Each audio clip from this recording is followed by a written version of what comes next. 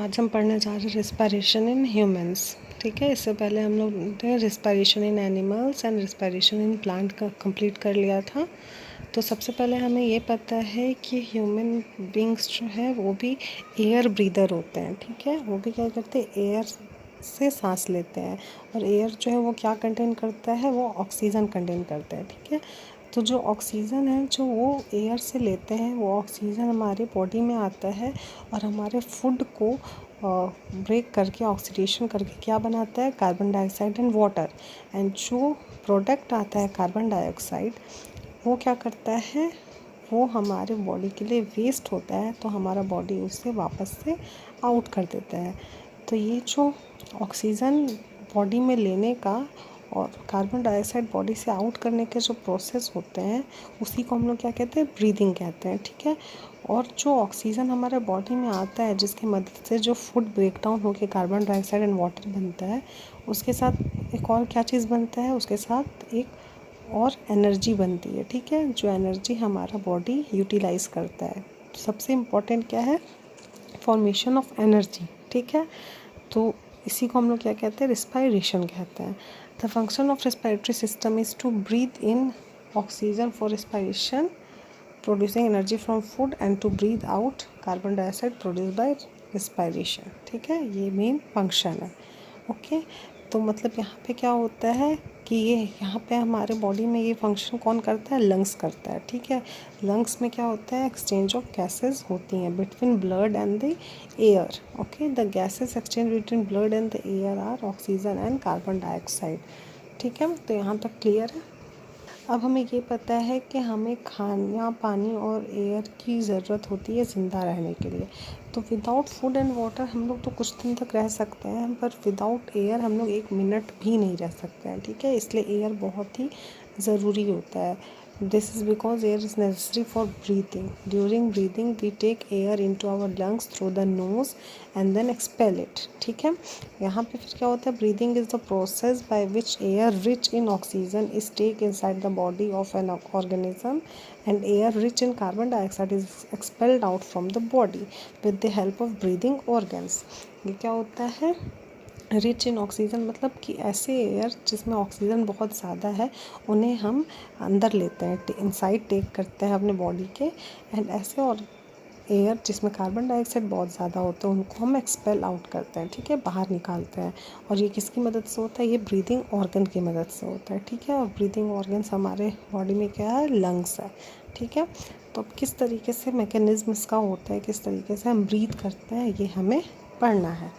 और एक चीज़ और कि जो हम लोग ऑक्सीजन लेते हैं, उस प्रोसेस को हम क्या कहते हैं, इनहेलेशन कहते हैं। और जो कार्बन डाइऑक्साइड को एक्सपेल करते हैं, उसको हम लोग कहते हैं एक्सहेलेशन। ओके, तो ये बोथ इनहेलेशन एंड एक्सहेलेशन, ये क्या होता है, ये ब्रीदिंग के टाइम में रेगुलरली ये टेक प्लेस करता है। ठीक है, अब breathe means 1 inhalation plus 1 exhalation. ठीक है, एक बार इनहेल करता है और एक बार एक्सहेल करता है, इसका मतलब क्या होता है, ब्रीथ करना। ओके, फिर क्या है कि हमें ये चीज़ पता है कि हम बाकी सारी चीज़ समझ गए कि हमारा जो ऑक्सीजन है वो क्या करता है, ब्रेक डाउन करवाता है फूड का, और carbon dioxide water and energy बनाता है।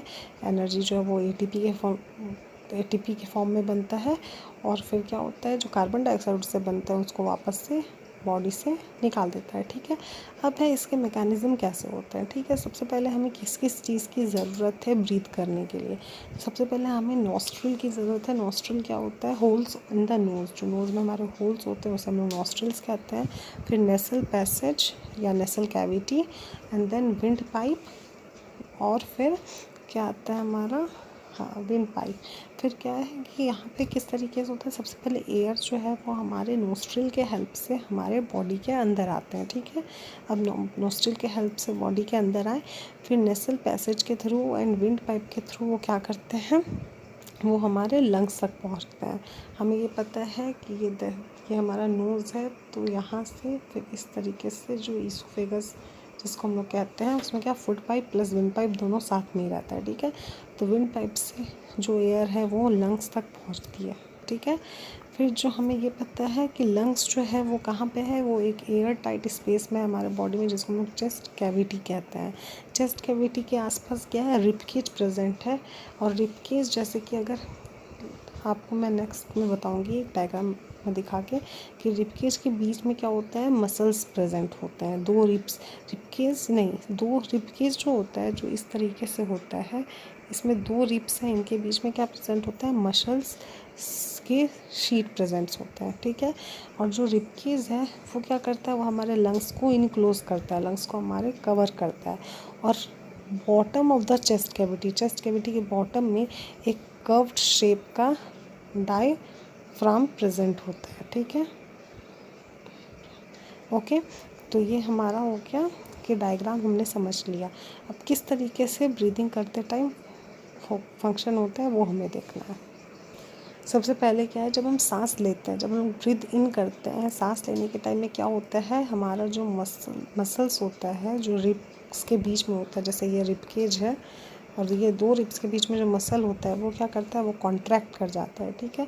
कॉन्ट्रैक्ट करने की वजह से क्या होता है, जो रिब केज होता है, जो ये रिब केज होता है, ये अपवर्ड की तरफ, ऊपर की तरफ, और ऊपर एंड आउटवर्ड, बाहर की तरफ निकल जाता है, ठीक है। और जो डायफ्राम होता है, जो कर्व्ड होता है, नीचे बॉटम में होता है जो रिब केज के, वो क्या होता है, वो डाउनवर्ड चला जाता है, ठीक है। हाँ, मूव्स डाउनवर्ड, जिसकी वजह से क्या होता है, ये रिब केज के अपवर्ड और आउटवर्ड होने की वजह से और डायफ्राम के डाउनवर्ड होने की वजह से क्या होता है कि वहाँ पे स्पेस ज़्यादा बढ़ जाता है, ठीक है। चेस्ट कैविटी में स्पेस इंक्रीज़ हो जाता है। स्पेस इंक्रीज़ होने की वजह से ज़्यादा से ज़्यादा एयर वहाँ पे फिल्ड होता है, ठीक है। तो ये क्या होता है, ब्रीथिंग इन के टाइम में होता है। हमें मेन क्या याद रखना है कि रिब केज हमारा क्या होता है, अपवर्ड एंड आउटवर्ड की तरफ जाता है, और डायफ्राम हमारा कॉन्ट्रैक्ट होके डाउनवर्ड की तरफ आता है, जिससे क्या होता है, चेस्ट कैविटी में जो स्पेस है वो बढ़ जाता है, ठीक है। जैसे ये हमारा एक डायग्राम है, यहाँ से एयर आया, यहाँ से आने के बाद अब क्या है, जब ब्रीथ इन हो रहा है तो रिब केज क्या है, वो अपवर्ड हो जा रहा है और आउटवर्ड हो रहा है, ठीक है, ऊपर की तरफ और बाहर की तरफ बढ़ रहा है। और जो डायफ्राम है ये क्या हो रहा है, ये डाउनवर्ड की तरफ आ रहा है, ठीक है, जिसकी वजह से जो है इसके अंदर ज़्यादा जगह है। ओके, अब ब्रीथ आउट में क्या होता है, ब्रीथ आउट में जस्ट इसका अपोजिट होता है। जैसे क्या होता है कि जब हम लोग ब्रीथ आउट करते हैं, एक्सेल करते हैं, उस टाइम क्या होता है, फिर से सेम टाइम में दो चीज़ें होती हैं। उस टाइम मसल्स जो होता है, जो रिब्स के बीच में होता है, वो रिब केज को क्या करता है, वो रिलैक्स होके रिब केज को उस टाइम कॉन्ट्रैक्ट हो रहा था जब ब्रीथ इन हो रहा था, ब्रीथ आउट के टाइम रिलैक्स होके डाउनवर्ड की तरफ और इनवर्ड की तरफ, ठीक है। आउटवर्ड था उस समय, इनवर्ड की तरफ और डाउनवर्ड हो जाता है, ठीक है।